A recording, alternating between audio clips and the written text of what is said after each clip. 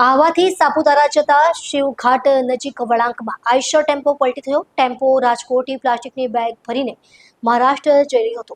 વળાંકમાં અજાણ્યા બાઇક સવારોને બચાવવા જતા સ્ટીયરિંગ પરથી કાબુ ગુમાવતા અકસ્માત સર્જાયો છે.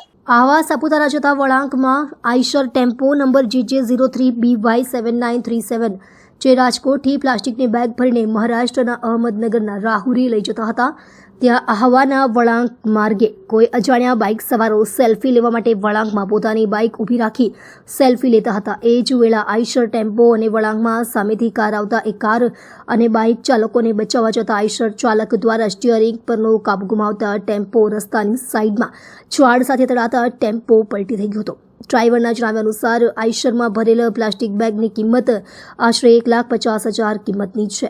માલ સહિત ટેમ્પોને મોટા પ્રમાણમાં નુકસાન થવા પામ્યું હતું, જેમાં ડ્રાઈવર અને કંડક્ટર સવાર હતા, જેમને કોઈ પ્રકારની ઈજા થવા પામી નહીં, જેઓ સહી સલામત છે.